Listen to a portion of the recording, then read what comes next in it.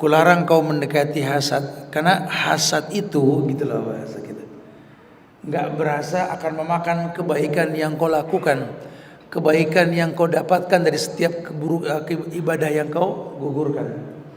Seperti cepatnya api yang memakan kayu kering. Hati-hati dengan ain.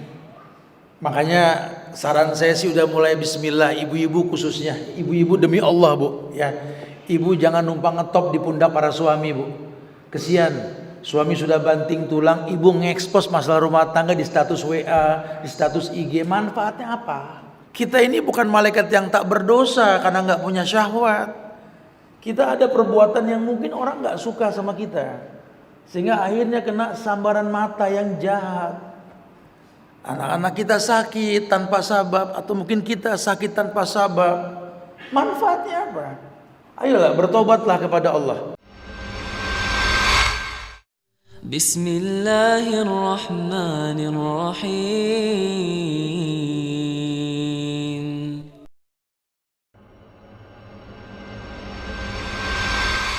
Assalamualaikum warahmatullahi wabarakatuh.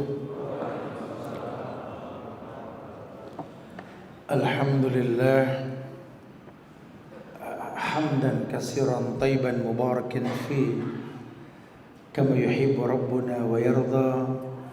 Asyhadu an la ilaha illallah wahdahu la syarika lah wa asyhadu anna Muhammadan abduhu wa rasuluh. Amma ba'du, fa inna asdaqal hadisi kitabullah wa khairal huda huda Muhammadin sallallahu alaihi wasallam wa syarrul umuri muhdatsatuha wa kullu muhdatsatin bid'ah wa kullu bid'atin dhalalah wa kullu dhalalatin finnar. Ma'asyiral muslimin wal muslimat, sidang majelis yang semoga Allah berikan keberkahan dunia dan akhirat.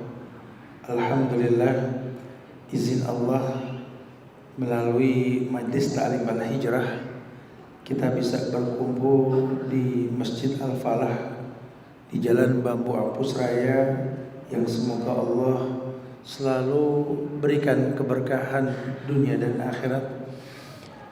Kita bersyukur pada Allah karena kembali Allah berikan kemudahan buat kita untuk bisa memiliki cengkraman kaki yang kuat dalam rangka menegakkan syariat, tentunya dengan ilmu yang kita tuntut pada hari ini. Hari ini kita akan coba bahas tentang hasadmu, deritamu. Iya, bahasan tentang hasad ini memang sesuatu yang sangat penting, karena memang Allah Tabaraka wa Ta'ala, Allah Jalla wa Ala menginginkan kita tahu bahwa pada hakikatnya hasad ini merupakan sesuatu yang mendatangkan keburukan. Ketika Rasulullah sallallahu alaihi wasallam memerintahkan kita untuk menjauhi sifat hasad, maka beliau pun jelaskan kepada kita tentang resiko orang yang melakukan hasad tersebut. Dalam sebuah riwayat Abu Daud ada hadis dari sahabat Abdurrahman bin Sakhar.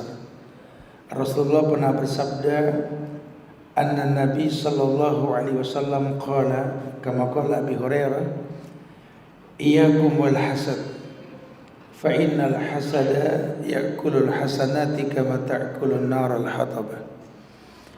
Kata Nabi, jauhilah oleh kalian sifat hasad, hasud, sifat dengki, sifat iri. Fa innal hasada, karena sesungguhnya hasad yang kuperintahkan kau menjauhinya, ya'kulul hasanati, akan memakan kebaikan yang banyak, kama ta'kulun naral khatabah, seperti api yang memakan kayu bakar yang kering. Kalau lihat dari kata Nabi dalam bentuk kalimatnya, beliau mengatakan fa innal hasadah, bukan wa innal hasadah. Ketika beliau sabdakan iyyakum wal hasad, jauhkan oleh kalian yang namanya hasad. Fa innal hasada, beliau enggak mengatakan wa innal hasada. Fa itu lebih cepat, maka cepat. Kularang kau mendekati hasad, karena hasad itu gitulah bahasa kita. Enggak berasa akan memakan kebaikan yang kau lakukan, kebaikan yang kau dapatkan dari setiap ibadah yang kau gugurkan. Seperti cepatnya api yang memakan kayu kering. Ini bentuk cinta Rasulullah Sallallahu Alaihi Wasallam kepada umatnya agar tidak terjebak dalam kesalahan tentunya. Ketahuilah bahwa ketika ulama memberikan nasihat kepada kita tentang keburukan hasad, karena memang hasad ini merupakan derita yang dimiliki oleh orang yang punya hasad itu. Kata ulama, di antara sifat yang dilarang dalam syariat itu adalah hasad atau dengki. Sebagaimana Allah menyuruh kita untuk berlindung dari yang namanya hasad. Sering kita baca ayat surat Al-Falaq tuh. Qul a'udzu birabbil falaq min syarri ma khalaq wa min syarri ghasikin idza waqab wa min syarri nafasati fil 'uqad. Di ayat terakhir apa? Wa min syarri hasidin idza hasad.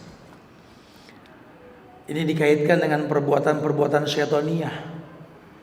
Kita berlindung kepada Allah dari yang namanya waktu subuh. Allah melindungi, Allah yang menguasai waktu subuh, kita berlindung kepada Allah. Karena di waktu tersebut akan ada pergantian waktu. Dan kita disuruh berlindung dari kejahatan makhluk yang ada pada saat itu. Kita juga disuruh untuk berlindung dari kejahatan malam apabila telah gelap gulita. Dan dari kejahatan wanita-wanita tukang sihir yang acap kali menghembuskan buhul-buhul. Dan dari pendengki bila ia mendengki gitulah. Ini sifat syaitaniyah. Walaupun nanti pada akhirnya manusia memang enggak bisa menghindari hasad. Makanya dalam sebuah riwayat Nabi mengatakan la hasada illa fisnatain. Tidak ada hasad kecuali bolehnya hasad itu di dalam dua hal. Ya, artinya manusia ini harus tahu. Manusia harus tahu bahwa pada hakikatnya nanti dia tidak bisa menghindari yang namanya hasad.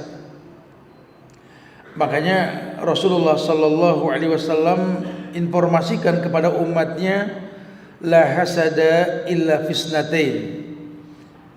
Rajulun atahu Allahu malan fasallata ala halakatihi fil haqq wa rajulun atahu Allahu al-hikmah fahuwa yaqdi biha wa yu'allimuha. Kata Rasulullah, udah enggak ada lagi yang namanya hasad. Enggak boleh orang punya sifat dengki, itu sudah enggak boleh. Kecuali iri dengki ini yang bisa kita alokasikan. Yang pertama kata Nabi, yakni ketika ada seseorang yang Allah berikan harta, lalu dia mempergunakan harta tersebut untuk berdakwah, untuk melakukan kebenaran dengan harta yang dia miliki, atau orang yang diberikan hikmah, ilmu oleh Allah, kemudian dia mengamalkan ilmunya, dia mengajar pada semua orang. Ini jariahnya berkepanjangan. Boleh kita punya rasa iri dengki pada orang-orang yang memiliki kelebihan dalam dua hal. Yang pertama harta. Kenapa mesti pakai bahasa harta bukan ilmu yang dikedepankan? Iya, karena al-jihadu fisabilillah bi amwalikum wa bi anfusikum. Karena ketika Nabi informasikan puncaknya agama itu jihad, dirwatus sanamihi al-jihadu fisabilillah, bahwa puncaknya agama itu jihad. Dan jihad yang paling utama dengan harta dan jiwa. Makanya dikedepankan yang pertama, kalau kamu ngelihat orang yang punya harta kemudian dia berdakwah dengan hartanya, silakan. Anda boleh punya sifat iri. Aduh, saya juga pengen kayak dia tuh, jadi orang tajir, bantu orang dengan harta yang saya punya. Apalagi berkeyakinan bahwa harta cuma titipan, nggak ada yang kebawa mati. Diberikan kemudahan sama Allah ini bukan munyain, cuma sifatnya titipan. Kalau dititipin kita nggak boleh munyain. Maka bagaimana cara untuk bisa mendatangkan titipan tersebut? Tentu mengerti yang menitipi ini punya maksud. Nitipin titipan untuk apa? Ya, dia akan mengalokasikan titipan tersebut sebagai bukti bahwa terkadang rezeki orang melalui diri kita. Bahasa Allah, nahnu narzukukum wa iyyahum. Kami kasih rezeki sama kamu buat mereka, cuma ketitipan. Makanya ma'anfaqtum min syai'in fahuwa yukhlifu. Enggak usah khawatir, kalaupun kau alokasikan, kau nafkahkan, kau sedekahkan titipan yang Allah titipin, Allah bakal ganti sedekah yang kau keluarkan dengan hal yang baik. Bahkan jaminannya, mana qasad sadaqatum mimalin, tidak kurang hartamu karena sedekah. Ini optimismenya timbul. Oh iya, berarti harus percaya diri. Kalau yang nitipin pengen lebih percaya kepada kita akan titipan yang dititipin, ya kita jangan munyain. Alokasiin rezeki orang kadang-kadang melalui kita. Ima alhamdulillah ala kulli hal. Kalau alhamdulillah kan memang segala puji kepada Allah, bersyukur telah mengalokasikan pada kebaikan. Cuma terkadang rezeki maling pun melalui kita. Ya bukan sih kita bangga maling dapat rezeki dari kita, bukan ya.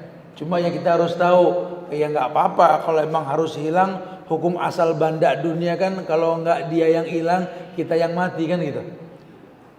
Mali wa malid dunya innama masali wa masalid dunya karra'in rahat tahta zilalis sajarah. Kata Nabi, apa sih diriku dibanding dunia yang kumiliki ini? Dunia ini cuma kayak orang yang numpang istirahat, pengembala yang numpang ngadem di sebuah pohon yang rindang. Innama dunya ma'akala fa'afna wala bisa fa'abla. Dunia ini yang kau makan, yang kau minum, itu cuma di mulut. Wala bisa fa'abla, yang kau pakai pun bakal usang. Wa tasaddaqu fa'amdo, yang kau sedekahkan itu yang bakal menetap. Wa masiwa dzalik, selain daripada itu zahib, akan hilang. Otariku khulinnas, atau manusia meninggalkannya. Dunia cuma sebatas itu. Maka orang-orang yang cerdas akan menjadikan dunia yang dia miliki ini sebagai permodalan untuk di akhirat nanti. Sempat kok kita bahas di Masjid Al-Falah ini, kayak perkataan dari Ali bin Abi Thalib ketika beliau memberikan alasan kenapa beliau semangat dalam beribadah kepada Allah. Sementara kemuliaan saja dipahami oleh banyak orang. Dia sebagai sepupu Rasul, dia menantu Rasul, dia sahabat Rasul, dia orang yang dikatakan mambaul ulum. Bahkan beliaulah tak terputusnya nasab keturunan Rasul sallallahu alaihi wasallam. Bahkan Nabi mengatakan Ali fil jannah, Ali di sorga. Cuma masih aja maksimal beribadah, sholat tahajudnya kuat, baca Qur'annya, bersedekahnya Ali. Orang kan heran. Ya nggak usah begitu juga, jaminannya mutu tentang sorga. Kata Ali, ketika dibangkitkan nanti masih panjang perjalanan kita. 1 hari seperti 1000 tahun di padang mahsyar nanti. Entah berapa juta tahun kita di padang mahsyar nantinya. Di situ akan dibangkitkan orang dengan beragam keadaannya. Apa mayamsi mukibban ala wajhihi ahda amma yamsi sawiyan ala sirati mustaqim. Sampai ada orang yang dibangkitkan yang biasa di dunia jalan pakai kaki, di akhirat bangkit ngesot pakai muka. Coba.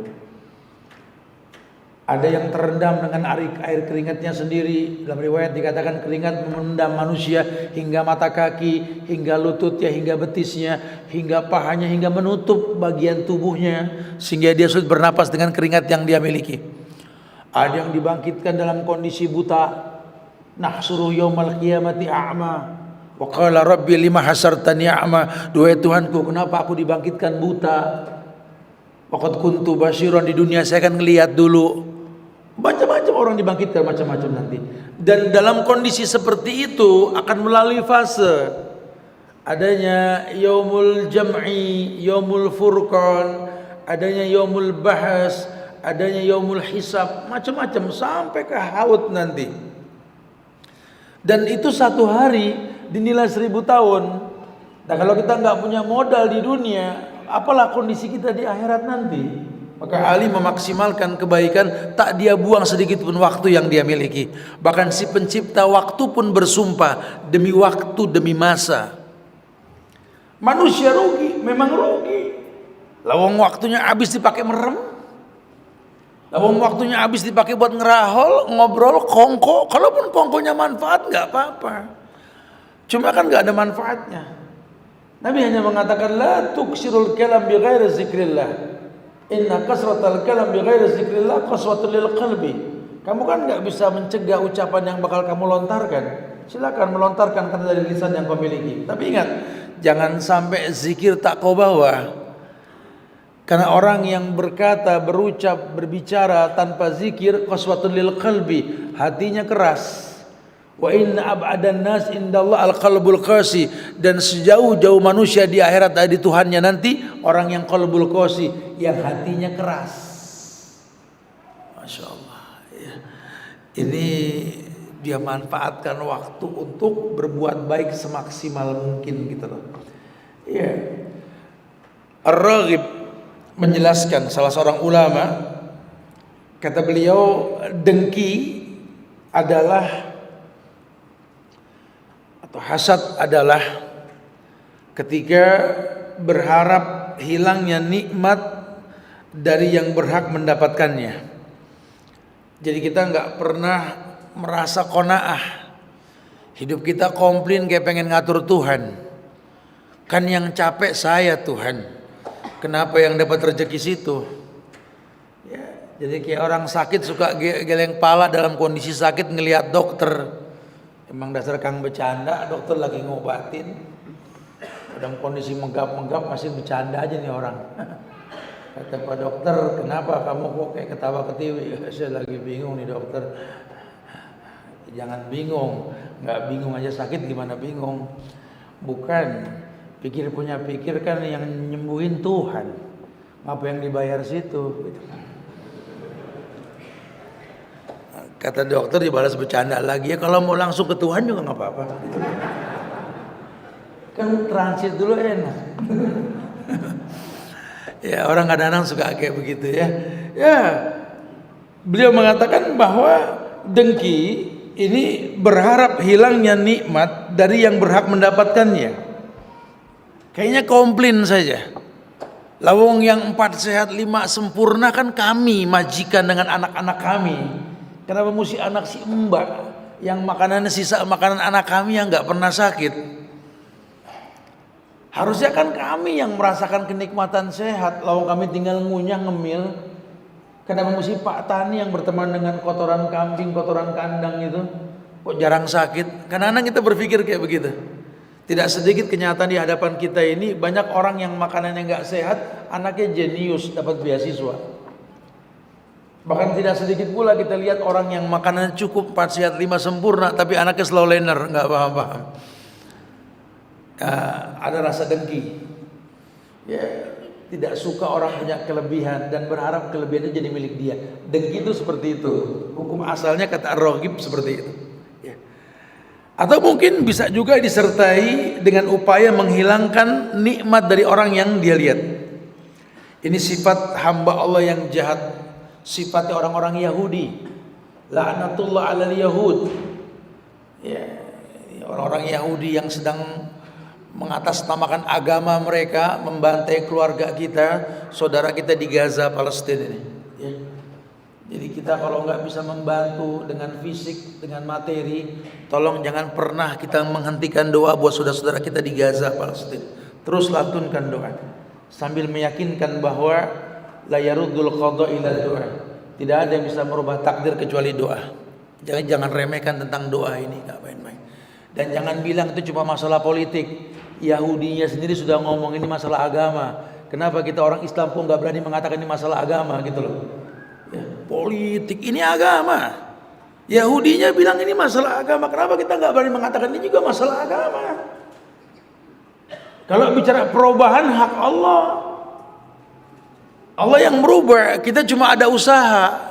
Perintahnya rubah dengan tangan, nggak mungkin kalau nggak dapat legalitas pemerintah. Karena kita punya negara, punya pemimpin. Kalau diizinkan, ayo kita berangkat. Kalau nggak, jangan.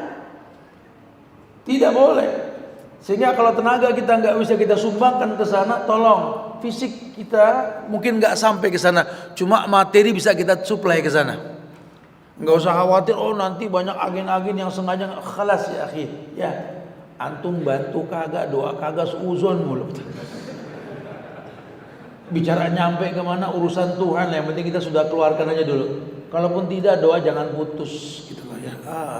Orang lagi sibuk doain Gaza, doain Palestina, pengen berjihad di sana, nyalek mulu, nyalek. Sampai kebok kita ngeliat cali. Ya bukan berarti nggak boleh, itu mau urusan situ. Cuma ini urusan Islam lebih utama ketimbang urusan dunia gitu ya. Iya. Itu sifat Yahudi. Surat Al-Baqarah ayat 109 Allah berfirman, "Wadda katsirum min ahlil kitab law yaruddunakum min ba'di imanikum kufaran hasada min indi anfusihim min ba'di ma tabayyana lahumul haq." Ya Allah firmankan begini, "Wadda katsirum min ahlil kitab", sebagian besar ahlul kitab, orang-orang Yahudi ini menginginkan agar mereka dapat mengembalikan kamu ya Muhammad kepada kekufuran. Ya, setelah kamu beriman. Alasannya apa? Ya ini hasadan, karena rasa dengki yang dia miliki. Min indi anfusihim, dari jiwa mereka sendiri. Min ba'di ma tabayyana lahumul haq, setelah nyata bagi mereka kebenaran. Jadi gini, kan memang pada akhirnya nanti kalau Allah pakai bahasa walan tardu ankal yahuda walan nasara hatta tattabi'a millatahum gitu kan, itu bahasa Allah. Sampai kapanpun Yahudi Nasrani tidak akan rela sampai kalian mengikuti mereka. Jadi udah jangan pakai perasaan kalau udah begini, kita pakai dalil. Kalau bicara muamalah antar manusia ayo, tapi kalau sudah bicara agama, lakum dinukum waliyadin. Ya. Jangan malu, mereka bisa mengatasnamakan agama mereka yang salah. Kenapa kita mau ngomong agama pun takut dibilang soalim? Ngomong agama. Udah saatnya kita berani mengatakan ini Yahudi, Nasrani, enggak rela sampai kita ikut gaya mereka ini. Nah, disitulah pentingnya perkataan para sahabat radhiyallahu anhum yang mengatakan kepada kita, iyyakum wa tana'um wa ziyal ajam. Makanya kalian orang Islam jangan tana'um. Kalau dikasih nikmat jangan bermewah-mewah. Ingat nikmat itu titipan. Karena kemewahan yang kau rasa dengan titipan Tuhan kepada kamu itu akan membuat kamu ini waziyal ajam, mirip sama orang kafir. Ya, sampai kita lupa style kamu ini stylenya orang kafir yang kamu ikuti itu loh. Kalau kamu nggak sengaja mirip, Islam nggak menyalahkan. Kebetulan Anda pakai baju, tetangga kafir juga pakai, ya nggak masalah loh, memang nggak niat mirip. Tapi yang nggak diperbolehkan ini kan banyak bintang-bintang film atau tontonan-tontonan yang kita tahu itu memang non muslim, cuma kita anggap ini good looking, lifestyle lah. Kita berusaha mirip dengan mereka, itu waziyal ajam. Kata Umar, hati-hati dengan gaya yang seperti itu. Terbukti bahwa perkataan 14 abad yang lalu terbukti sekarang bahwa betapa banyak orang Islam yang mewah hidupnya, ya, merasa memiliki dunia, lebih mirip sama orang kafir ketimbang ulama. Ya, orang kalau makin gaya pakai koko sama sarung makin serem. Nggak berani. Dulu saya juga begitu, waktu zaman jadi marbot. Sekarang saya kan pengusaha. Tadi saya pakai sarung cap gajah tepar gitu ya. Sekarang kayaknya kalau nggak celana jeans yang pakai kode 501 kayak nggak enak gitu. Jadi akhirnya dia tasyabbuh. Man tashabbaha biqaumin fahuwa minhum. Itu yang terjadi. Mereka nggak rela sampai kalian ikut-ikut. Dan kita tahu ulama juga menginformasikan bahwa dunia ini kan perbankannya dipegang sama Yahudi kan. Fashion, penampilan dalam pakaian dipegang sama Nasrani. Terjadi gak sekarang? Terjadi. Tidak sedikit orang Islam takut meninggalkan bank-bank konvensional. Sampai kalian ikuti mereka. Yahudi pegang konvensional, kalian pegang konvensional. Lihat penampilan fashion dunia yang dibuat oleh Nasrani, kita ngikutin mereka. Kalau perlu nggak ada lagi itu sinyal-sinyal Quran yang memerintahkan untuk berhijab dengan yang firman Allah katakan itu, bahwa waliyadribna bihumurihinna ala juyubihinna, hendaklah kerudung itu menutup bagian dada, liyudnina min jalabibihinna, itu kan Allah yang perintahkan. Cuma karena sudah ada fashion show-nya, kalau bisa kerudung masuk kerah lah. Itulah. Kalau bisa hijab ini sekedar terjemahan kain yang menutup badan walaupun membentuk badan sehingga menjadi kelompok hijabers. Terjadi sekarang. Sudah dikatakan bahwa penghuni neraka itu berlenggak-lenggok. Ya, nisaun kasiyat ariyat mumilat ma'ilat ru'usahunna ka'astimatil bukhtil ma'ilat. Aku melihat penghuni neraka itu perempuan, kata Nabi. Mereka itu pakai baju cuma telanjang. Bukan cuma itu. Ya, ru'usahunna ka'astimatil bukhtil ma'ilat. Nanti mereka akan mengunci rambutnya, ditutup dengan kerudung kayak bentuk punuk onta. Dari mulai jidat, kepala, kayak punuk onta. Mumilat ma'ilat, berlenggak-lenggok mereka. Taruh mungkin mereka nggak kayak punuk onta pakai gamis, cuma kan lenggak-lenggoknya kan diekspos, dibikin video pendek, muter-muter tuh orang. Kalau antar perempuan Malaysia lah, tapi kan ditonton sama laki-laki juga, masuk berlenggak-lenggok. Pokoknya udah, kalian akan menjadi orang yang senang ngikutin mereka. Itu Quran yang ngomong.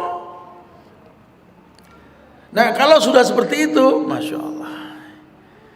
Idza tabayatum bil inah wa akhadtum ajnabal baqar wa raditum bizar'i wa taraktumul jihad sallallahu alaikum zullan la yanjiu hatta tarji'u ila dinikum. Shadaqa Rasulullah sallallahu alaihi wasallam. Kalau kalian sudah menikmati riba, walaupun baiul inah, riba yang paling ringan. Riba yang paling ringan, seperti berzina dengan orang tua. Akhadtum ajnabal baqar. Kalian mengikuti sesuatu yang tak layak diikuti. Pokoknya lihat followers lah. Yang banyak itu yang benar menurut saya. Diikutin sesuatu yang gak layak diikutin. Dalam semua hal. Penampilan, gaya bicara, pola pikir, diikutin. Akhadtum ajnabal baqar. Raditum bizar'i. Kalian sudah jadi orang yang enjoy dengan bekerja. Seperti enjoynya para petani yang bercocok tanam. Sebodoh amat itu yang namanya angin puting beliung, mau senjata berdentuman, peluru meledak di mana-mana, macul terus. Raditum bizar'i. Kalian sudah enggak lagi mendoakan saudara-saudara kita yang sedang terzolimi. Keenakan kerja kayak robot, berangkat pagi pulang sore. Taraktumul jihad. Kalian sudah tinggalkan jihad. Udah enggak ada lagi jihad. Bahkan lebih fatal lagi, menghilangkan kenikmatan jihad, menjadi pecundang-pecundang sosial media. Kan lagi tren sekarang sosial media kan, jadikan media untuk berdebat, berhujat dengan status sosial media yang fake ya, yang palsu, senang menginikan itu. Ini lagi tren sekarang. Sallallahu alaikum zullan. Allah pasti berikan kepada kalian kegelapan. Yang dimaksud gelap di sini apa? Bingung mau ngapain. Hidup serba salah, kayak orang buta dadakan. La yanju hatta tarji'u ila dinikum. Kegelapan tersebut enggak hilang sampai kalian kembali pada agama kalian. Allah sudah informasikan. Cuma ya tetap enggak ada keinginan kembali. Bahkan berusaha enjoy dalam kegelapan tersebut. Allahu akbar. Ar-Raghib mengatakan seperti itu.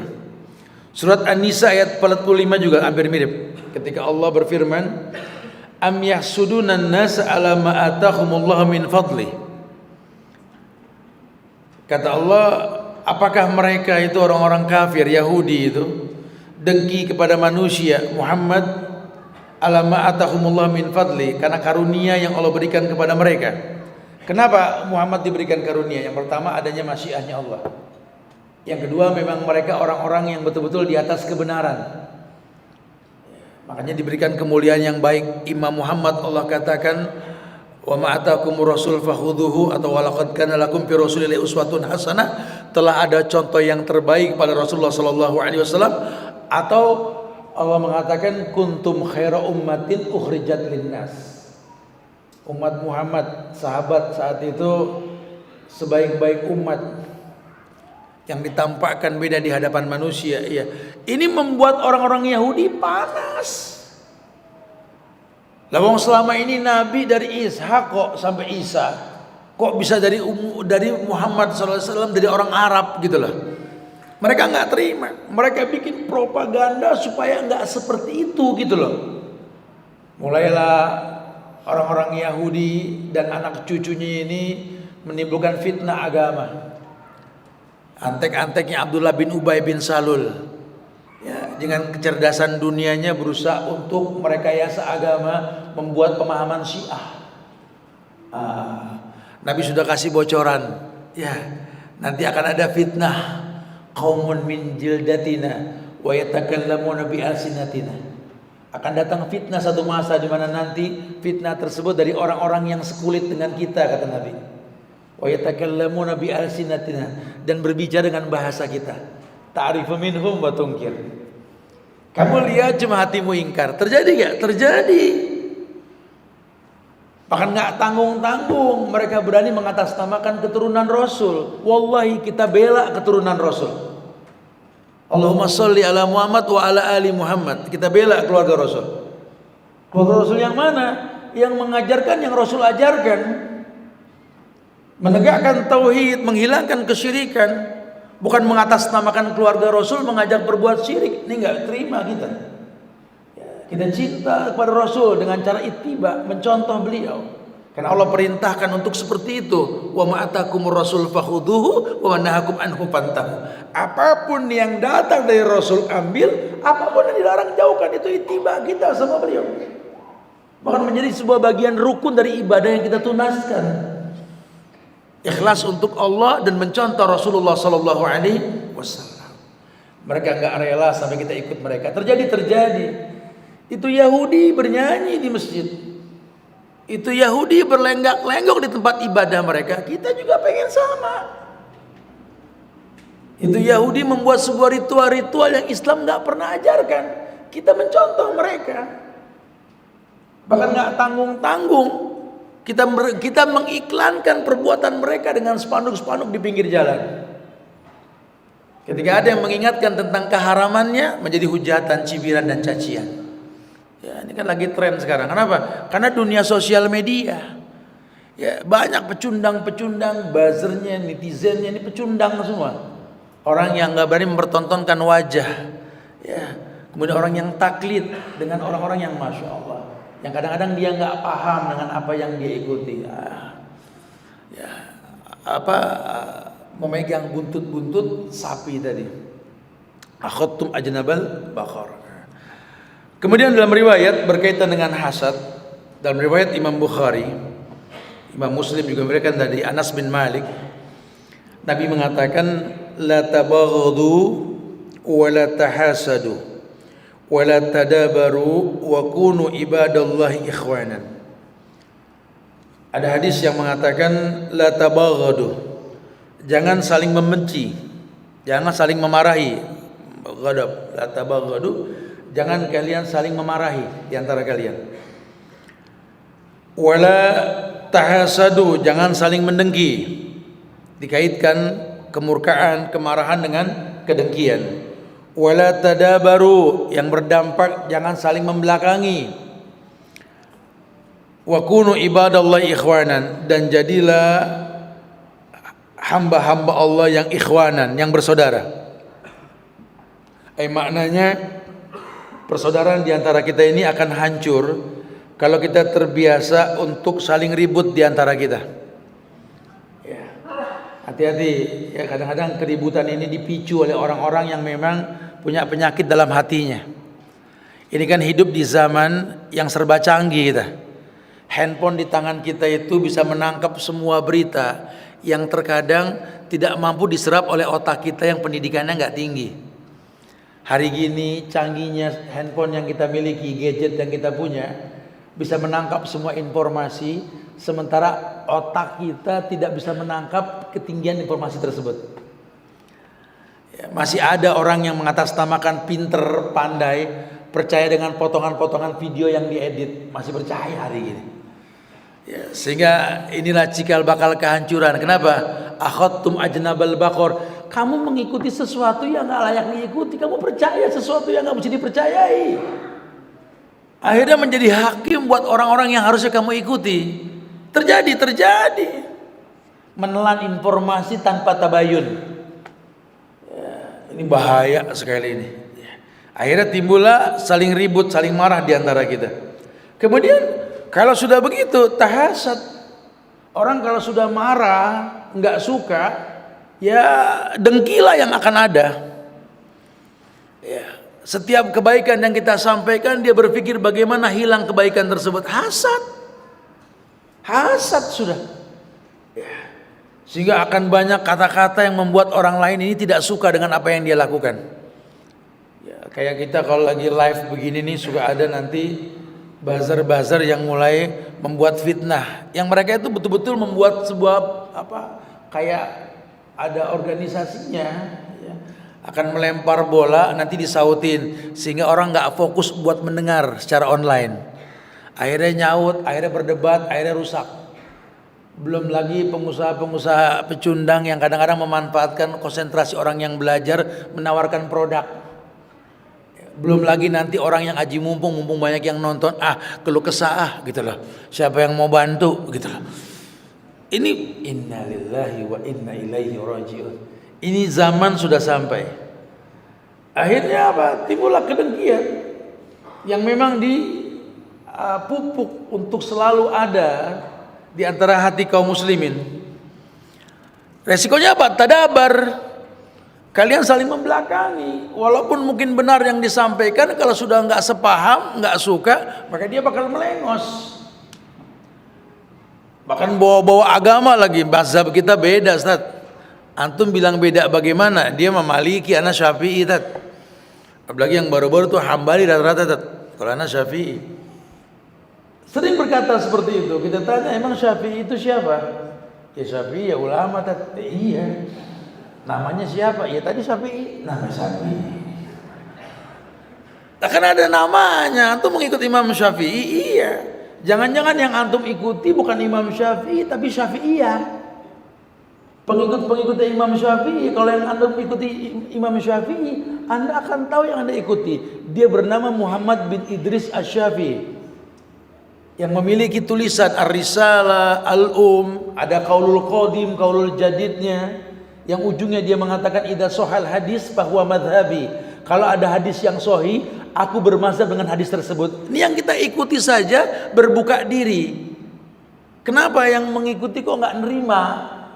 Ya kenapa? Karena kita cuma taklid, mengaku pengikut Imam Malik tapi yang dia ikuti Maliki. Mengikuti Imam Hambal yang diikuti Hambaliyahnya. Mengikuti Abu Hanifah yang diikuti Hanafiyahnya. Ini yang terjadi. Kita cuma taklid. Kita nggak pernah belajar. Kita nggak pernah tahu asbabun nuzul dari apa yang ulama sampaikan kepada kita. Akhirnya apa? Tadabar. Udah kita nggak mau saling dengar di antara kita. Ya. Mulailah dibuatlah potongan-potongan cerita yang bisa mendatangkan keuntungan dengan 1000 alasan yang mereka punya. Masya Allah ya. Kemudian bicara hasad juga, Nabi Muhammad pernah kena dampak itu. Dulu ada sebuah riwayat dalam Sahih Muslim. Ini hadis dari Abu Sa'id Al-Khudri, yakni Jibril pernah datang kepada Nabi. Jibril bertanya sama Nabi begini, "Ya Muhammad, istaqaita, apakah kamu sakit?" Syaka, istaqaita, apakah kamu sakit ya Muhammad? Faqala na'am. Iya Jibril. Qala bismillahi arqika min kulli syai'in yu'dhika min syarri kulli nafsin aw 'ainin hasidin Allahu yasfika bismillahi arqika. Jibril meruqyah Nabi Muhammad Nabi Muhammad gak pernah minta diruqyah, cuma Jibril inisiatif mau meruqyah. Di situ dalam kata-kata Jibril itu ada kata min syarri kulli nafsin aw ainin hasidin. Allahu yasfika bismillahi arqika. Aku meruqyah kamu wahai Muhammad dengan nama Allah dari segala sesuatu yang menyakitimu, dari kejahatan segala makhluk atau kejahatan mata yang dengki. Hati-hati dengan ain. Makanya saran saya sih udah mulai bismillah, ibu-ibu khususnya. Ibu-ibu demi Allah, Bu, ya. Ibu jangan numpang ngetop di pundak para suami, Bu. Kesian. Suami sudah banting tulang, ibu ngekspos masalah rumah tangga di status WA, di status IG. Manfaatnya apa? Manfaatnya apa? Menjadi setan-setan laki dan setan perempuan yang mengekspos masalah. Semua diceritain. Urusan kepala sakit, urusan ini, urusan itu.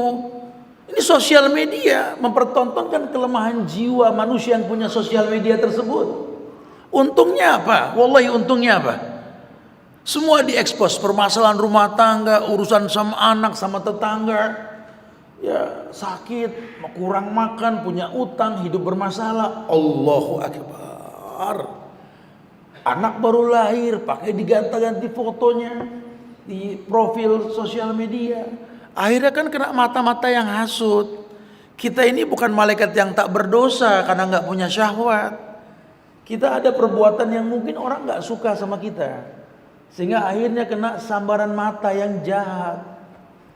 Anak-anak kita sakit tanpa sebab, atau mungkin kita sakit tanpa sebab. Manfaatnya apa? Ayolah bertobatlah kepada Allah. Mulai hari ini haramkan untuk mengekspos masalah di profil-profil sosial media. Enggak ada untungnya sama sekali. Beli mobil baru enggak usah ditaruh di sosial media. Motor baru, pasangan baru, rumah baru. Astagfirullahaladzim. Ya, tibang mau naik mobil aja pakai dibikin status. Laki keluar gang dipoto, masuk status suamiku pergi jauh.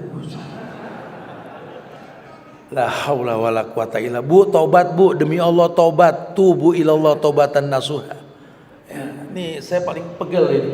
Ya, yang mau bilang apa? Karena semua kan di save nama, dapat centengan-centengan mulu kalau buka handphone tuh. Waduh, ini orang maksudnya apa? Menginformasikan masalah pribadi. Demi Allah, yaitu setan laki, setan perempuan itu. Nggak ada manfaatnya, tidak ada manfaatnya sama sekali. Ya, makanya Bapak agak kencengan dikit Pak. Ya, jadi dulu ada seorang laki-laki datang ke Rasulullah. Ya Rasulullah, aku ini memiliki pasangan istri yang tidak bisa menahan la bisa yadaha lirijalin, untuk selalu bersalaman dengan laki-laki lain. Bagaimana ya Rasul? Kata Nabi, ceraiin. Waduh, saya kadang cinta ya Rasul, masa tibang salamannya kita ceraiin? Kata Nabi, kalau situ memang sudah terlanjur cinta dengan perempuan yang seperti ini, jaga. Kalau enggak bisa jaga, keuntungan apa yang bakal kau miliki? Karena ketika terjadi ijab kabul, dosa dia kamu yang nanggung, jangan dayus. Rasa khawatir nggak bisa dapat lagi yang kayak begini, hei, jangan seperti itu. 3 hal yang kita nggak bisa hindari dan kita nggak bisa atur Tuhan untuk apa yang 3 ini: rezeki, maut, jodoh. Nggak usah khawatir. Ketika kita tahu rezeki dari sesuatu yang haram, hindari. Yang baik bakal datang sama kita. Kita nggak pernah tahu maut. Kita nggak bisa pilih kematian, betul. Tapi kalau bakal mati dalam mati konyol, hindari. Begitu pula yang namanya jodoh juga sama, nggak bisa. Lalu memang sudah diatur sama Tuhan. Melalui kita akan tersebar kebaikan yang banyak. Ayo, jangan jadi orang yang pengecut. Kalau memang nggak ingin meninggalkan sesuatu yang kau suka, pegang kata Nabi, didik, rapihin. Kalau bakal mengulang lagi, kau biarkan dia terjebak dalam keburukan, kau dayus. Dari sambaran mata orang yang jahat. Ya, karena banyak orang sakit hati. Muhammad ummi, buta huruf, tapi bawa Quran, menyampaikan kalamullah. Sementara ahli-ahli syair saja nggak bisa menyampaikan seperti yang Muhammad sampaikan. Hasad mereka. Kan Quran turun di zaman syair kan, zaman puisi, ketika tingkat bahasa itu setinggi-tingginya saat itu. Ini yang bawa Quran orang yang buta huruf. Ya orang yang jago puisi ini hasut. Kenapa nggak diturunkan sama Abu Jahal, sama Abu Lahab, sama Walid bin Mughirah, sama orang-orang yang saat itu musuhin Nabi? Orang bingung, kenapa mesti Muhammad? Itu kan masyiahnya Allah. Pendengki seperti itu, ya, pendengki seperti itu. Atau mungkin kita punya masa lalu dengan seseorang yang alhamdulillah Allah Maha Pengampun, kita bisa bertobat dari masa lalu kita. Nah, ada orang mungkin yang tahu kita di masa lalu nggak nerima kebaikan kita pada hari ini, maka dia punya hasut. Enggak sedikit yang seperti itu. Makanya hindari hasutnya manusia dengan zikir pagi dan petang. Ya, dengan zikir pagi dan petang. Ibnu Rajab pernah mengatakan begini. Sifat dengki tertanam dalam tabiat manusia. Nah, pada dasarnya manusia itu tidak suka jika makhluk sejenisnya melebihinya dengan berbagai keutamaan. Maka kata ulama ada 3 golongan pendengki dalam kehidupan. Golongan yang pertama yakni orang yang berusaha untuk menghilangkan nikmat dari orang yang didengkinya tanpa berusaha memindahkan nikmat itu kepada dirinya. Jadi ada orang yang cuma dengki, cuma dia nggak pengen ngambil, cuma kesel aja kalau dia dapat untung. Itu yang pertama. Yang kedua, ada orang yang berusaha untuk menghilangkan nikmat dari orang yang didengkinya dengan menyerangnya dengan ucapan dan perbuatan serta berusaha untuk memindahkan nikmat tersebut kepada dirinya. Yang bahaya. Jadi diserang orang tersebut, dicari-cari salah. Pokoknya dia harus salah. Dia tinggal di mana? Bambu Apus. Kalau perlu banjir di Bogor, salah dia. Gitu. Apapun mesti salah ini orang gitu. Ini pendengki seperti itu. Ya, karena dia punya promosi yang dia promosikan. Kenapa kok nggak ngangkat di kalangan manusia, malah yang nggak dipromosikan tuh ngangkat? Dia lupa hidup ini ada takdir yang kita nggak bisa hindari. Makanya tanamkan dalam diri kita, innallaha qaddara maqadiral khalaik. Ini bukan cuma sekedar kajian yang masuk kuping kanan keluar kuping kiri. Ya sering kita dengar kajian di mana Nabi pernah mengatakan, innallaha qaddara maqadiral khalaik qabla yakhluqas samawati wal ard bi khamsina alfasana. Sering kan? Allah telah tentukan takdir manusia ini 50.000 tahun sebelum tercipta langit dan bumi. Harusnya menjadi sebuah pedoman untuk setiap muslim. Kita ini cuma ngejalanin takdir. Ya, kita cuma jalanin takdir. Jangan bilang kita ini membentuk takdir. Kita bukan orang yang membentuk takdir. Takdir itu telah ditentukan oleh Allah. Kita cuma menjalani. Kalau pengen akhir takdir itu baik, jalani dengan cara yang baik. Kamu pun akan mendapatkan takdir yang ditakdirkan. Kalau caranya buruk, akan buruk nantinya. Disinilah Allah perintahkan kita untuk tahu Allah itu Al-Ghafur. Dilala sifat manusia kita ini cenderung berbuat kemaksiatan. Wasari'u ila magfiratin min rabbikum wa jannatin arduas samawati uiddat lil muttaqin. Kalau kamu terperosok, terpleset dalam lembah kemaksiatan, buru-buru tobat. Buru-buru, udah enggak usah khawatir. Ya, dosa kita walaupun sebesar bilangan pasir di lautan, kalau Allah ampunkan, maka tidak akan pernah ada yang mencegah ampunan tersebut. Jangan sungkan untuk memohon ampun kepada Allah. Masya Allah. Ya, jangan kita beranggapan bahwa ini semua yang saya bentuk. Wah, Tat, kalau saya nggak terima order ini mati saya, Tat. Nggak gitu. Loh, hari gini kalau saya nggak berteman sama bank konvensional yang mau ngasih modal, siapa, Tat? Situ mau cari untung rugi atau menjalankan rezeki. Kalau mau jalanin rezeki yang baik dari Allah dengan cara yang baik, karena Allah baik, cuma nerima yang baik. Enggak, Tat, kita bisa kacau kalau nggak nyeleweng. Waduh. Kifa akhi takhaful fakar wa anta abdul ghani.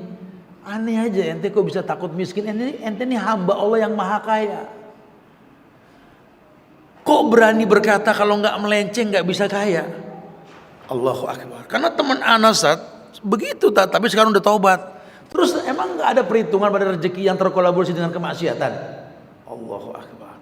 Mungkin dia nggak merasakan dampak buruk rezeki dengan cara yang haram. Anak cucunya nanti. Hidup ini kan masih berkepanjangan. Ya, kita jangan percaya isu tentang Dajjal mau datang dalam waktu dekat. Karena nggak ada yang tahu kapan Dajjal datang. Toh kita dicipta bukan buat nungguin Dajjal, betul? Nah, Laut Siberia mulai mengering, biarin aja, kenapa emang? Yang penting baca Al-Kahfi kalau Jumat, betul kan gitu? Apa urusannya? Kiamat sebentar lagi tak terus gitu. Emang kita diciptakan buat nungguin kiamat? Kan enggak. Hati-hati nih, suka salah paham kita nih. Tugas kita selama hayat masih di kandung badan, selama napas masih dihembuskan oleh paru-paru yang kita punya, wallahi zikrullah min kulli amalin, dalam semua perbuatan kita. Jangan jadi orang yang suka menganggap takdir kita yang bentuk, bukan. Sejarah mungkin, karena perjalanan hidup itu sejarah. Tapi kalau takdir, Allah takdirkan sudah.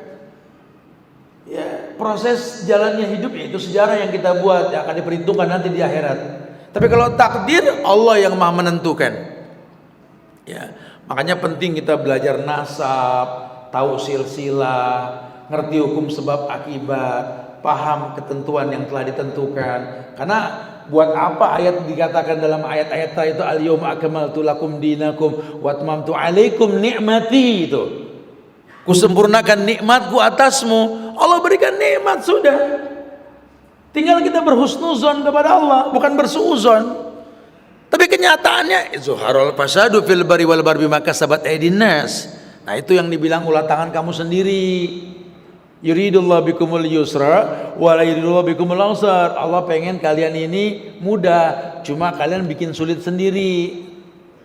Kalau semua diserahkan ke Allah enak, mentok-mentok tinggal baca la haula wala quwata illa billah. Mentok-mentok tinggal katakan hasbunallah wa ni'mal wakil, ni'mal maula wa ni'man nasir. Mentok-mentok tinggal mengatakan hasbiyallahu la ilaha illa huwa rabbul arsil azim. Cuma karena kamu nggak pernah memberikan alasan Tuhan, ini yang terjadi. Akhirnya kesulitan pun kau rasakan. Ziful hadarah, kamu menciptakan peradaban palsu dalam hidup kamu. Baik menurut kamu. Nah, kalau sudah baik menurut kamu, wallahu a'lam bishawab, entah akhir seperti apa yang Allah bakal berikan kepada kamu. Yang ketiga, golongan yang ketiga, yakni golongan yang hanya berbicara dalam hati mengenai nikmat orang lain. Lalu dibayangkan dirinya lah yang memiliki nikmat itu untuk menenangkan hatinya, seraya berharap hilangnya nikmat dari saudaranya. Nah, sebenarnya kalau yang ini nih lebih menyerupai keinginan untuk melakukan maksiat. Jadi kayak cukup di hati, ada dengki dalam hati itu. Ya, ketika di surat Al-Qasas ayat 79 dalil tuh.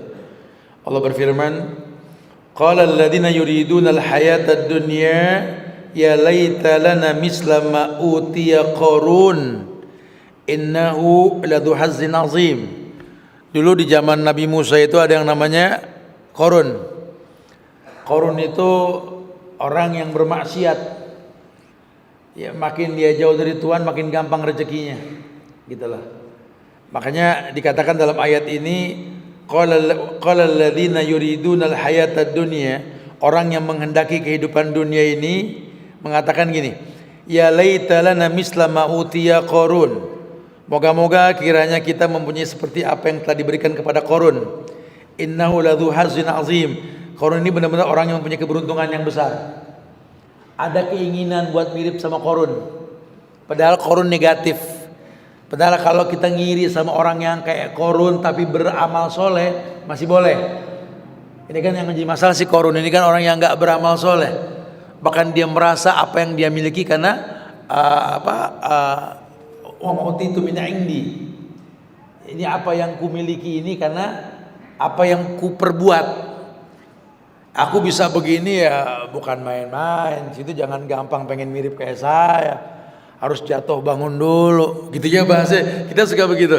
Padahal tidak. Nggak ada yang nggak perlu jatuh bangun pun mirip sama dia. Dalam ujian. Hidup ini kan bukan masalah nilai yang kita punya, tapi lebih kepada apa hasil dari nilai yang kita punya. Saburan atau syakuran atau saburan. Bersyukur atau bersabar.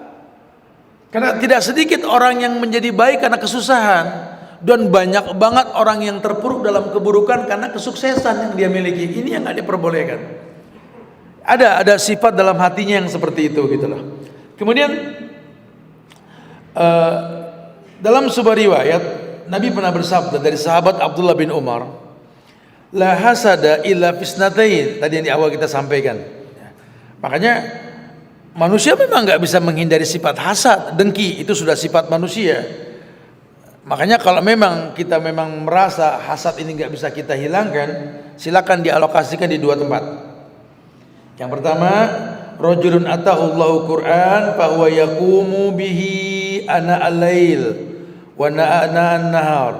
Wa rajulun atahullahu malan fa huwa yunfiqu ana al-lail wa ana an-nahar. Silakan deh, kata Nabi, kalau memang kamu tidak bisa menahan sifat dengki yang kamu punya, silakan alokasikan. Boleh dengki di dua tempat. Tempat yang pertama dalam riwayat ini ya, dia mengatakan orang yang diberikan Allah banyak hafalan Qur'annya, punya hikmah, punya keilmuan, dia membacanya siang dan malam, ya, sehingga kita melihatnya ngiri, ya Allah enak banget sih itu suatu orang ngajinya lancar, gak pernah berhenti-berhenti, kemudian gak repot sama suara, gak repot sama intonasi, tapi lebih kepada makna yang dia pahami. Saya pengen banget kayak dia gitu. Atau yang kedua, orang yang dikaruniai Allah harta kekayaan, lalu dia belanjakan harta tersebut di jalan Allah pada waktu siang dan malam.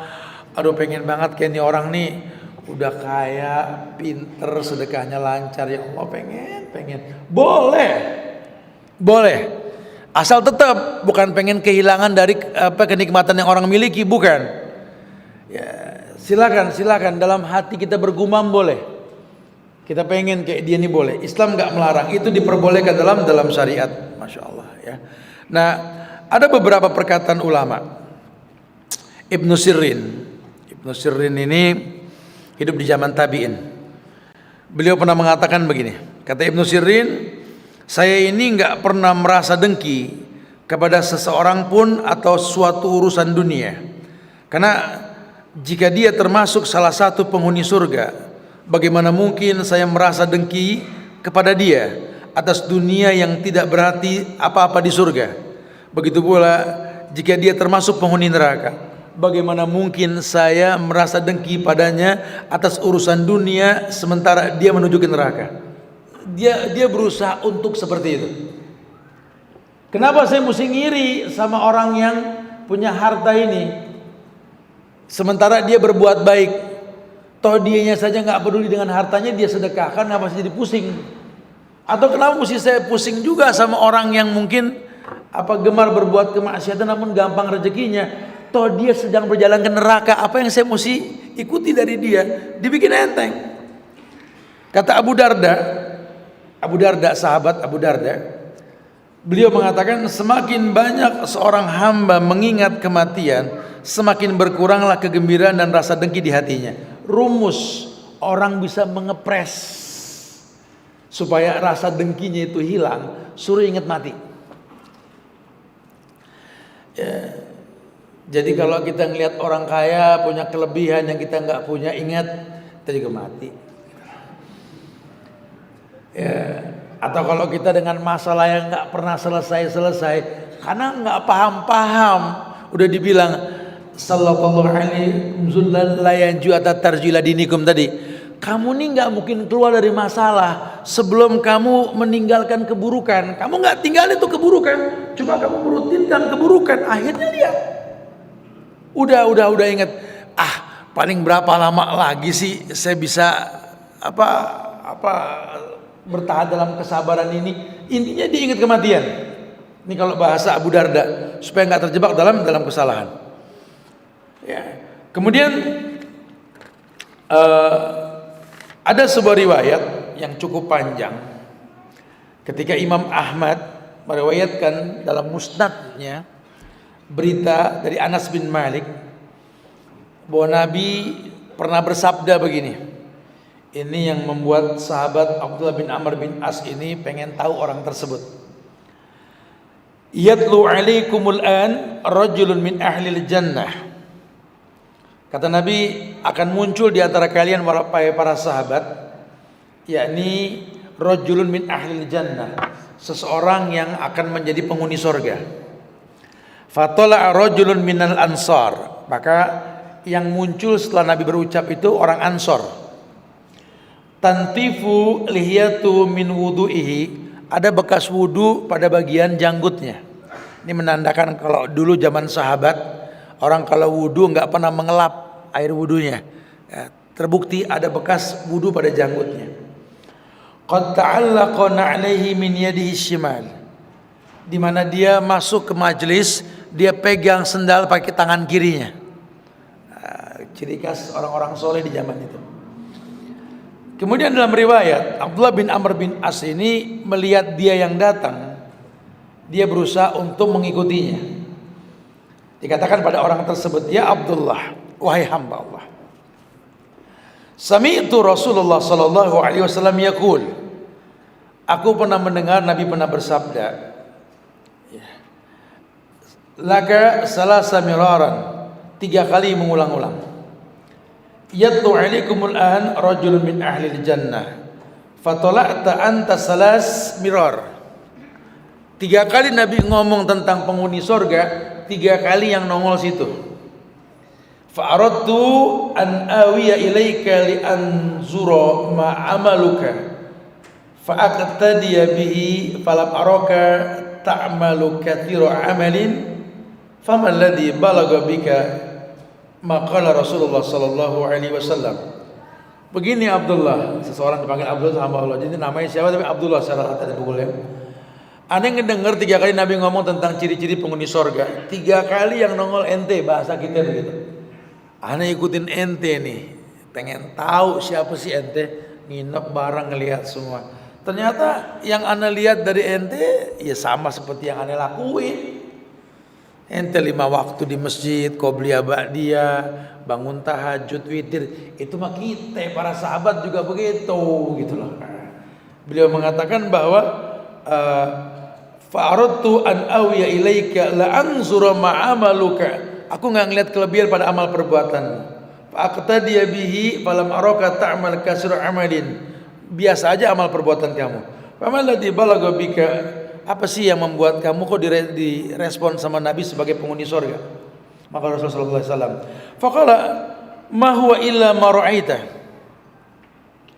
ya apa yang saya miliki nggak ada, yang kamu lihat itulah saya. Falamma walaitu da'ani qala, kemudian setelah Abdullah bin Amr bin As ini meninggalkan orang tersebut, orang itu memanggil da'ani. Faqala ma huwa illa ma ra'aita ghaira anni la ajidu fi nafsi li ahadin minal muslimin ghishan wala hasad ahadan ala khairi a'tahu Allah iyahu. Gini nih, ana sih nggak tahu diri ana seperti apa, cuma sekedar karena Nabi sudah ngomong tentang diriku, aku nih nggak pernah ngelihat dalam diriku ini pengen ngunyain yang orang punya. Aku juga nggak nemuin dalam diriku ini sifat hasad pada seseorang. Aku nggak pernah ngiri. Ala khairin a'tahu Allah iyahu, yang Allah berikan pada seseorang. Faqala Abdullah bin Amr bin As, hadhihi allati balagat bika wa hiya allati la nuti. Ini aku yakin ini. Karena perbuatan kita sama. Cuma yang nggak sama ya ini. Kamu punya kemuliaan untuk itu. Sementara kita tahu siapa Abdullah bin Amr bin Al-As, salah seorang sahabat yang paling kaya raya di zamannya, seperti Abdurrahman bin Auf dan Utsman. Cuma Abdullah bin Amr bin As itu kekayaannya apa? Petani yang sukses. Ya, kalau Abdurrahman bin Auf kan pedagang, Utsman kan pedagang. Kalau Abdullah bin Amr bin As, dia adalah petani yang sukses di zaman Rasul. Tidak punya rasa hasud, tidak punya. Makanya dari cerita yang banyak dibahas tadi, ya, kalau kita nggak paham, hasad ini derita kita loh. Akhirnya kita jadi orang yang gemeter kalau ngelihat orang berbuat kebaikan, punya sesuatu, kita jadi orang yang sakit panas dingin. Kata Ibnu Qayyim, keburukan orang yang dengki dapat dihindari oleh orang yang dengki dengan beberapa hal. Jadi keburukan orang yang dengki dapat dihindari oleh orang yang didengki dengan beberapa hal. Yang pertama, ini nasihat Ibnu Qayyim, supaya kita nggak merasakan penderitaan itu gitu loh. Karena kita punya sifat dengki iri itu. Yang pertama, selalu memohon perlindungan kepada Allah dari kejahatannya, kejahatan hasad. Ya, kita minta sama Allah untuk itu. Ya, kita minta tolong sama Allah untuk seperti itu. Kemudian yang kedua, bertakwa kepada Allah dan menjaga setiap perintah dan larangan Allah. Karena memang ada firman Allah di surat Ali Imran ayat 120 tuh. Allah mengatakan begini. Wa in tasbiru wa tattaqu la yadurrukum kaiduhum syai'a. Innallaha bima ya'maluna muhit. Karena Allah ini mengetahui segala apa yang mereka kerjakan. Udah, kamu bersabar, bertakwa, niscaya tipu daya mereka yang punya rasa hasud sama kamu nggak bermanfaat sama sekali. Tolong baguskan sabarmu, baguskan takwamu. Ini masuk kategori untuk menghindari mata-mata yang jahat. Ya, kalau disuruh sabar, disuruh bertakwa, sabar itu identik dengan iman. Kalau ketakwaan itu membaguskan semua ritual ibadah. Karena ujung ibadah itu la'alakum tattaqun. Yang ketiga, Ibnu Qayyim mengatakan bersabar atas setiap permusuhan yang dibuat oleh dia, serta nggak usah melawannya dan tidak usah mengeluhkannya dan nggak usah membicarakan gangguannya sama sekali. Ini jangan terwarnai, karena kadang-kadang ini banyak orang-orang yang berusaha untuk itu gitu loh, mewarnai kita. Ingat, kita punya prinsip, kita ini muslim yang agamanya Islam. Islam itu liyuzhirahu ala dini kulli, agama yang mewarnai. Maka kalau agama kita mewarnai, kitanya orang Islam pun mewarnai, bukan diwarnai. Ya. Karena Allah sudah perintahkan, ya, qalu salaman wa ibadur rahman alladzina yamsuna 'alal ardi khawnan wa idza khatabahumul jahilun qalu salaman. Ya, hamba-hamba Rahman itu kalau ada orang-orang yang memusuhi dia, orang-orang jahil, kan orang jahil, ustadz-ustadz dihujat, difitnah, dipotong-potong videonya. Ini orang-orang jahil, orang-orang yang berusaha memotong-motong sesuatu yang dia nggak tonton, dan ada yang percaya lagi. Maka bahkan seorang ustazah, seorang ustadz mengekspos potongan-potongan video di akun sosial medianya. Ini kan GM jahil murakkab. Sementara nggak menonton video panjangnya, akhirnya tersebar fitnah di mana-mana. Ini jahil. Ya, para ustadz kita doakan semoga diberikan kesabaran supaya nggak terpancing. Qalu salaman, udah dihapus saja notifnya, nggak usah terwarnai. Kita punya Allah yang nggak tinggal diam kok. Kata Allah, man adali waliyan faqad adzantu bil harbi. Siapa menyakiti kekasihku berarti perang melawan aku, kata Allah. Paling ujung-ujungnya nangis, nyesel, minta maaf. Ada generasi berikutnya, generasi berikutnya. Ya. Ini yang terjadi sekarang. Terus diulang-ulang. Setiap ritual-ritual kegiatan bid'ah setiap tahun akan di-up lagi. Allahu Akbar. Masya Allah. Saya kemarin lagi 18 hari, hampir 20 hari kita off di sosial media. Saya ya sedih bari ketawa ngebuka sosial media di Mekah, Madinah, sampai di Turki kemarin. Isinya semua hujatan karena berkaitan dengan Rabiul Awal. Potongan-potongan video yang motongnya sudah taubat, sudah minta maaf sama saya. Cuma kadang video tersebar, ya, ada generasi penghujat yang selalu terlahirkan setiap tahun. Orang-orang yang nggak pernah menonton video panjangnya. Ini yang terjadi.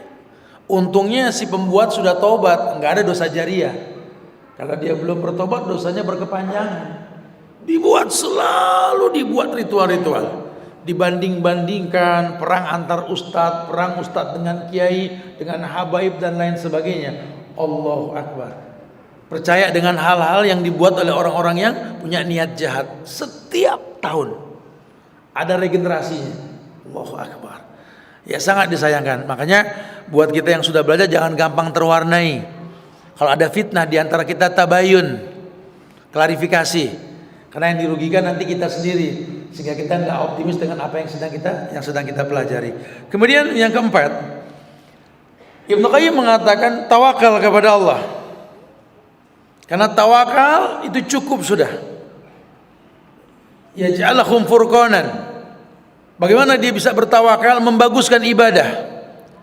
Orang yang ibadahnya bagus karena merapikan ritual ibadah yang sedang dia lakukan, Allah berikan furqan nanti. Nggak gampang terwarnai karena kita hidup di zaman digital, di zaman sosial media. Butuh nggak butuh kita butuh sosial media, betul? Ini yang hadir mungkin 500 sampai 1000 orang di Al-Falah atas bawah ini ya. Ini yang nonton lebih dari ribuan jumlahnya. Kadang-kadang sosial media kita butuhkan buat mengupload dakwah ini supaya sampai ke beberapa pelosok, gitu ya. Penting. Cuma supaya nggak terkontaminasi fitnah yang ada dalam sosial media, baguskan agama kita. Ya, jadilah orang yang bertakwa dengan ritual yang sudah kita gugurkan, kita tuntaskan. Kita punya furqan. Apa furqan? Kemampuan membedakan yang hak dan yang batil. Ya. Akan ada selalu orang yang berusaha merusak dakwah tersebut. Kemudian yang kelima, senantiasa mendekatkan diri kepada Allah. Merasa ikhlas kepada Allah, menjadikan kecintaan dan rasa ridho kepada Allah ini ada dalam pikiran. Terus mengingat Allah bahwa waktu ini makin menipis, kesempatan berbuat baik semakin sedikit. Ya, kita minta sama Allah dijaga agama kita. Ya tentu dengan cara menjauhkan yang syubhat, apalagi yang haram. Faman ittaqa syubhat faqad istabra li dini wa irdi. Orang yang menjauhkan syubhat menjaga agama dan kehormatannya. Disiplin diri. Enggak ada yang bisa menjaga diri kita kecuali Allah dan diri kita sendiri. Allah jaga kita atau diri kita menjaga dari hal-hal yang syubhat apalagi yang haram, supaya nanti Allah lihat sabab untuk menolong kita. Faman ittaqa syubhat faqad istabra'a li dini wa irdi. Orang yang menjauhkan syubhat menjaga agama dan kehormatannya. Kemudian yang keenam, mengkhususkan tobat dari dosa yang terkait dengan musuhnya.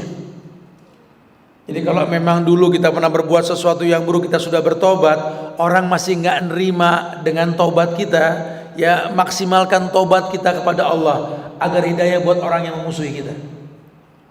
Ya, karena akan banyak nanti orang-orang yang nggak suka dengan dakwah sunnah yang mulia ini. Ya, hari ini kita menyampaikan kebaikan, orang-orang yang punya niat dengan kebaikan yang dilakukan untuk sesuatu kebutuhan pribadinya akan mencibir, dengki dan lain-lain. Wa yadubillah wa na'udzubillah.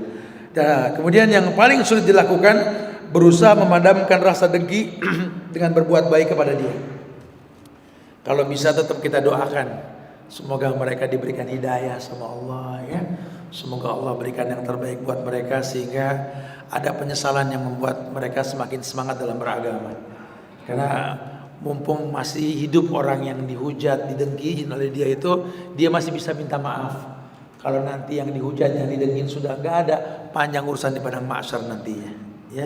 Kemudian yang terakhir yakni memantapkan tauhid dan memikirkan sebab-sebab segala sesuatu dan menyerahkannya kepada Allah yang tentu di tangannya segala kehendak.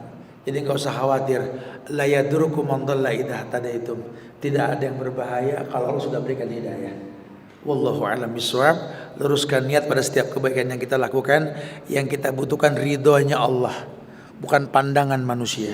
Kalau buat manusia, qaulu salam, ucapan dan kata-kata yang baik ya. Qul rabbi Allah sumastaqim. Katakan Tuhanku Allah, beristiqomahlah ya. Wallahu a'lam bishawab. Barakallahu fikum. Kita sambung dengan tanya jawab, silakan yang mau ditanyakan. Akhiru da'wana alhamdulillahirabbil alamin. Assalamualaikum Ustaz. Bagaimana jika sifat hasad ini ada di orang tua kita? Maksudnya cara kita menegurnya atau bermudah agar tidak terkesan durhaka, bermuamalah. Kalau bicara orang tua, bicaranya Islam mengajarkan kepada kita untuk shahibhuma fid dunya ma'ruf. Jadikanlah kedua orang tuamu sahabat. Sementara ayat yang memerintahkan kita bersahabat sama orang tua, itu orang tua wa in jahadaka ala an tusyrika bi. Bukan cuma hasad, dia ngajak berbuat kufur, enggak tanggung-tanggung. Shahibhuma, jadikan dia sahabat. Dia bisa hasad karena memang enggak bersahabat dengan kita. Atau kita enggak bisa menghentikan sifat hasadnya karena kita enggak bersahabat. Ada yang lebih dari kita bersahabat dengan dia, yang mencuci otaknya, menginformasikannya enggak, betul? Makanya kita punya prinsip, jangan gampang terwarnai. Jangan gampang terwarnai. Biasanya kasus antara orang tua kita dengan menantunya, mertua dengan mantu, ini kasus. Banyak yang gosok orang tua kita tentang pasangan kita. Ibu tentang suami, bapak tentang istri. Orang tua kita ini kan makin hari makin kayak anak-anak yang punya cemburu sama kita, betul? Sehingga akhirnya kadang-kadang kita kurang informasi ke orang tua kita tentang kondisi kita, masuknya melalui orang lain. Kan kalau teman ke teman itu kan cekatan, ngelihat ada masalah buru-buru ambil sikap. Kita nggak berteman sama orang tua, kita nggak punya perasaan sama orang tua. Akhirnya orang tua ngeretek hatinya, nerima masukan dari orang kiri kanan. Itu yang terjadi. Makanya cara nasihatin gimana? Ya pandai-pandailah bermuamalah sama orang tua. Karena enggak nanti kita akan rugi. Ya, itu nanti ada buku bagus nih. Agar bahtera rumah tangga tidak kandas dihempas badai. Di dalam ini ada masalah perseteruan dengan orang tua. Assalamualaikum Ustadz. Bagaimana cara menghindari riba sementara kita dalam situasi sangat membutuhkan? Ya udah nggak usah dikerjain. Masih mikir gimana cara nghindarin? Ya nggak usah diambil tawaran pinjamannya. Senikmat apapun itu es batu dicampur air, kalau minuman keras jangan dicicipin gitu loh. Habis aus. Terus boleh minum minuman keras karena aus, akhi. Kan dalam Islam kan bahwa yang namanya ad-darurat tubihul mahdurat, itu kalau ente di tengah hutan nggak ada yang diminum. Sekarang kiri kanan Kang Cendol masih bingung minum ente. Habis teman nggak ada yang minjemin, entenya nggak layak dipinjemin soalnya. Kajian di mana-mana, kontak nem ustadz semua, giliran minjem ditagi afwan akhi. Teman enak sama ente betul. Kalau sama bank konvensional bayar tepat waktu, takut kena bunga. Sama temen afwan akhi, afwan ukhti. Malu sama jenggot, malu sama hijab. Betul, saya sih bilang betul ini. Ini merusak pencitraan Islam kalau begini. Orang Islam itu dipegang akadnya. Nanti gara-gara kamu yang rusak itu orang Islam lainnya. Kesian orang yang membiarkan janggutnya, menggunakan hijab, ulah tingkah laku orang yang seperti kita. Hati-hati ya. Makanya jangan salahkan orang nggak minjemin kita. Jujur, kalau urusan riba Anda takut kena denda, tapi urusan yang soleh Anda takut untuk bayar tepat waktu ya. Wa yadubillah wa na'udzubillah, ini sering terjadi. Udah, nggak usah bingung nih, baca amalan pelebur dosa. Assalamualaikum Ustadz, bagaimana hukumnya suami yang sudah berusaha semampunya untuk menafkahi istri dan keluarganya, tapi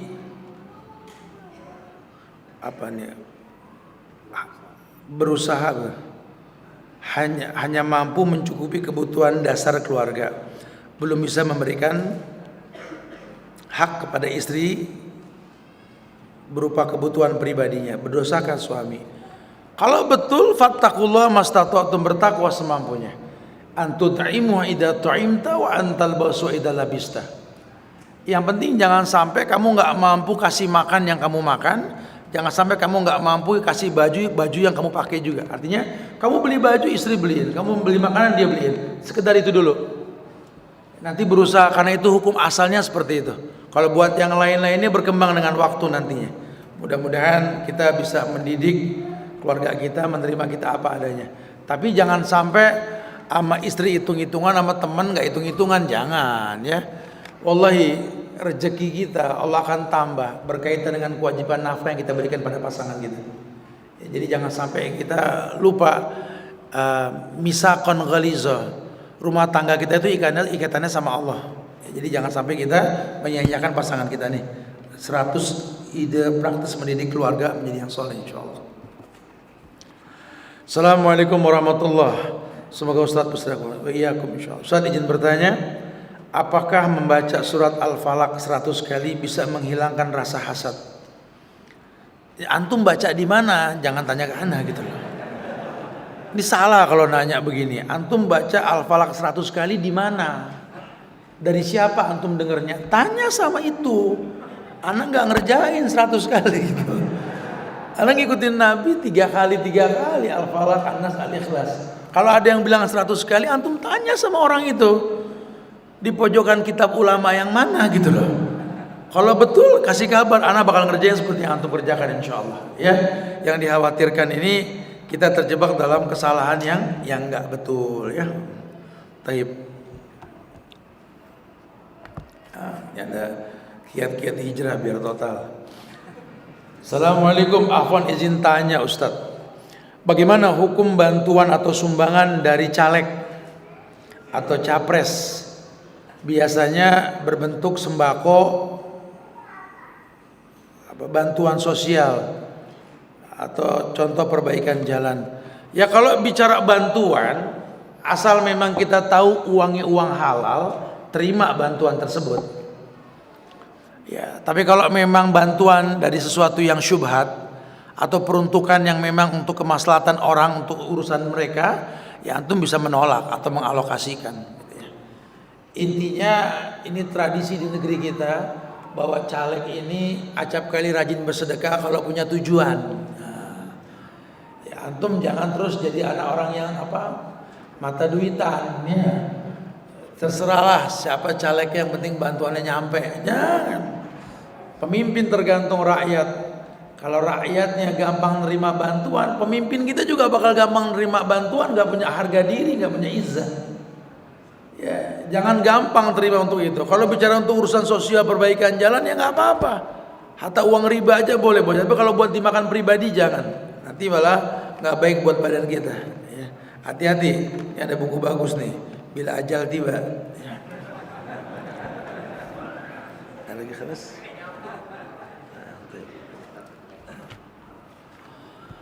Assalamualaikum Ustaz. Hasad yang kita punya bisakah menyebabkan orang yang terkirimnya menjadi sakit? Dan bagaimana caranya kita menghindari hasad yang ada dalam diri? Tadi sudah dibahas 9 bahasan tadi ya. Antum ulang aja di videonya ada tuh.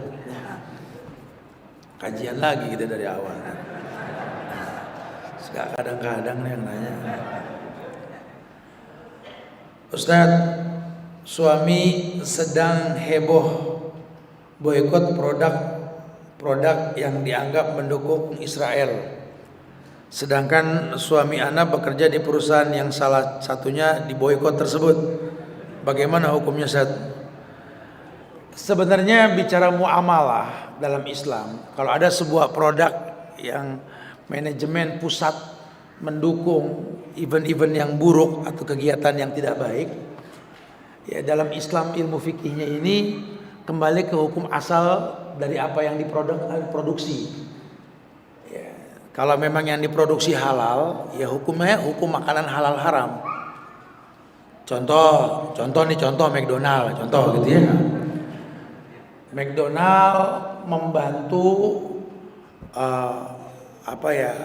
orang-orang Yahudi yang berusaha untuk memerangi saudara-saudara kita di Gaza dan Palestina dengan makanan gratis. Ya, kita nggak benarkan itu salah, ya, karena dia menolong musuh-musuh Allah. Tapi di sisi lain ada franchise yang memang produknya itu halal, dari barang yang halal. Kehalalannya nggak berubah. Walaupun semangat kita bisa mencetuskan kalau memang ada jenis makanan yang mirip dengan makanan tersebut, ya kita lebih mengutamakan makanan yang lain yang mirip, yang memang kita tahu manajemennya nggak pro sana gitu. Kita tahu SPBU misalkan Shell mensupport yang namanya LGBT ya. Kalau masih ada produk yang sama dengan itu ya yang lain aja dulu baru yang itu, tanpa mengharamkan ya. Karena kita nggak boleh mengatakan haram pada makanan McDonald. Apa sih yang dibuat oleh McDonald? Ya hamburger, ya ayam, ya ini. Ya kalau memang motongnya betul ya halal, nggak ada masalah. Adapun manajemennya kita nggak setuju. Manajemennya kita nggak setuju. Kita nggak membenarkan orang-orang yang berusaha untuk menolong musuh-musuh Allah. Bahkan kita minta sama Allah, Allahumma ansur umat Muhammad fi Gaza, fi Palestina. Kita minta sama Allah bantu saudara-saudara kita di Gaza dan Palestina. Nah, pelajaran buat kita, kalau mereka bisa bantu dengan manajemen mereka. Kenapa produk halal kita yang jelas-jelas halal, kenapa nggak ngebantu orang-orang Palestina? Ayo dong, bantu. Air di sono lagi susah, perusahaan air kita banyak yang halal, bantu. Mungkin nggak bisa ngirim air ke sono, ya ini pembuatan ledeng air bersih di sana boleh. Ayo dong, kita jangan kalah. Mereka punya manajemen yang menolong orang-orang kafir. Kenapa kita punya manajemen yang nggak nolong orang-orang Islam? Tolong orang Islam. Banyak orang Islam punya produk yang masya Allah. Jadi jangan malah merubah sesuatu yang halal menjadi haram. Ini berbahaya sekali. Ini mesti bijak kita dalam hal ini. Ya mesti bijak tanpa merubah. Karena dalam Islam kita nggak boleh mengharamkan yang dihalalkan, pun sebaliknya. Menghalalkan yang diharamkan nggak diperbolehkan dalam Islam ya. Kita nggak membenarkan produk apapun yang halal membantu musuh-musuh Allah, kita nggak membenarkan ya. Taib. Bismillah. Saya memiliki teman yang suami dan istrinya selalu hasad dengan saya dan suami. Apapun yang saya miliki dan suami capai, pasti mereka selalu tanya dan berusaha memiliki juga. Tapi dengan berbicara yang tidak benar adanya tentang saya dan suami kepada orang lain. Apakah saya dan suami boleh berbohong jika teman saya itu nanya tentang apa yang saya dan suami miliki? Ya nggak usah bohong kali ya. Cukup nggak mendetailkan yang Anda miliki. Punya rumah baru nih. Titipan Allah. Titipan Allah, nggak usah, enggak, bukan rumah saya, nggak boleh. Ya. Titipan Allah, titipan Allah. Doakan biar kita bisa menjaga titipan Allah yang bijak. Nggak usah ngomong nilai. Wih, rumah baru 3M. Ya, panas orang digituin. Ya. Alhamdulillah titipan Allah. Doakan semoga saya bisa menjaga titipan Allah. Gitu ya. Assalamualaikum Ustaz. Bagaimana sikap kita ketika kita mendengar orang yang menghasut kita, menjelek-jelekan kita? Bolehkah kita mendoakan keburukan? Ahsan, doain yang baik-baik. 70 malaikat mengaminkan kita, mendoakan orang yang enggak, atau kita doain yang baik-baik buat kita. Ya. Apa manfaat kita mendoakan keburukan buat orang lain? Enggak ada manfaatnya. Doakan yang baik-baik. Ya. Hujatan, cacian, makian, masya Allah. Ya. Semoga Allah berikan hidayah. Ya, saya kalau lagi dihujat mengenai sorban yang diulang-ulang, sampai sekarang saya otak-atik tuh video pojokan mana saya menghina Pangeran Diponegoro gitu. Tapi bisa tuh dunia orang-orang yang benci dengan sunnah ini mengulang-ulang dibandingkannya dengan para orang-orang yang remeng dalam akidah. Herannya ada aja ustadz yang percaya, yang berusaha menghujat juga. Ustadznya juga juga percaya sama potongan lagi. Ya, saya hanya bisa mendoakan ya Allah semoga dia bisa melihat video aslinya ya dan bisa bertobat. Allah berikan hidayah buat kita semua insyaallah ya. Karena kalau tidak ini keburukan akan berkepanjangan ya. Jangan jadi bola salju yang makin membesar ya Allah ya. Hilang nanti setahun berikutnya ada lagi ketemu bulan ngulang lagi biasa itu. Ya enggak usah heran, enggak usah kaget lah ya. Doakan yang baik-baik. Afwan Ustaz mau bertanya, bagaimana terhadap orang yang hasad dengan harta kita sampai berusaha ingin mendapatkan harta kita dan dengan berbagai cara akhirnya harta itu beralih kepadanya tidak dengan cara yang baik. Kita yang terzolimi harus bagaimana Ustaz? Ya sabar, rezeki nggak ketuker, rezeki maut jodoh nggak ketuker. Kalau Anda merasa Anda dihasatin, diambil rezeki Anda sama dia, Anda nggak belajar tauhid berarti. Mungkin itu dari gaji Anda yang nggak benar. Ketika Anda kerja di perusahaan yang halal tapi Anda sholatnya berantakan, sama orang tua nggak baik hubungan Anda, sekarang dapat hasil diambil sama orang, Allah bersihin, khalas. Rezeki mah nggak bakal ketuker. Ya jangan merasa ya Allah rezeki saya diambil orang, ini nggak belajar tauhid nih. Nggak ada rezeki ketuker tuh, nggak ada. Kayak maut ketuker nggak ada. Harusnya dia duluan yang mati, ngapa saya malaikat? Nggak begitu gitu. Sama jodoh. Ibu nggak usah kesel kalau suami ibu kawin lagi sama yang soleha gitu loh. Lah jodoh. Bukan saat punya mama kan tetangga saya enak aja ke tetangga saya begitu. Lah memang jodoh mau bilang apa? Kita mau hindarin. Ibu nggak setuju, robek aja surat An-Nisa betul. Biar tipisan dikit itu Quran. Halas rezeki maut jodoh kita nggak bisa ngindar. Ya ini mesti disikapi. Makanya belajar tauhid itu penting banget. Nggak ada yang ngambil rezeki kita, nggak ada, kecuali Allah. Malikul muluk tu'til mulka man tasa wa tanzilul mulka mimman tasa wa tunzu man tasa biyadikal khair. Allah yang ngasih kerajaan, kekuasaan, Allah yang ngambil. Allah. Nggak ada orang bisa ngambil rezeki kita, nggak ada. Ya, ingat ini. Jadi jangan sampai kita beranggapan bahwa rezeki kita diambil orang. Nggak ada begitu. Nggak ada. Rezeki sudah ditentukan. Walaupun kita dalam tempat yang terkunci di tengah hutan sekalipun, masya Allah. Ya. Tidak sedikit kita lihat tuh orang-orang di tengah kampung yang bingung ngelihat kota, bingung ngejual tanah bisa mahal, ada jalan tol, jadi pinggir jalan tuh rumah dia. Ya, banyak kejadian yang kayak begitu. Akhirnya lihat, sebenarnya bukan Allah ini tidak memberikan yang terbaik buat mereka. Allah menunda karena ketika orang kampung rumah dari jadi pinggir tol, akhirnya pendidikan dengan informasi nggak sesuai. Sekarang kita menangis di kampung-kampung, orang pakai baju kurang bahan, tiap hari mata di handphone, udah jalan lagi orang ngaji, orang beribadah, sangat disayangkan. Ya udah nggak ada istilah rezeki ketukar, nggak ada. Wallahu a'lam bishawab. Semoga manfaat yang disampaikan. Minta maaf kalau ada kekurangan, kesempurnaan hanya milik Allah. Jaga ukhuwah di antara kita dan jangan lelah untuk saling mendoakan. Yang terpenting pada saat ini, minta kemantapan iman pada Allah untuk kita semua, baik diri kita, orang tua kita, maupun minta kemantapan iman dan kesabaran buat saudara-saudara kita di Gaza, di Palestina. Semoga Allah berikan kesabaran buat mereka untuk menghadapi ujian-ujian yang mereka sedang hadapi. Jangan berhenti mendoakan mereka. Ya, semoga Allah muliakan Islam di Palestina nanti, insya Allah. Allah mustahkan hancurkan orang-orang yang betul-betul memiliki keinginan jahat buat mereka. Wallahu a'lam bishawab. Kita tutup dengan kafaratul majlis. Subhanakallahumma bihamdika asyhadu an la ilaha illa anta astaghfiruka wa atubu ilaik. Assalamualaikum warahmatullahi wabarakatuh.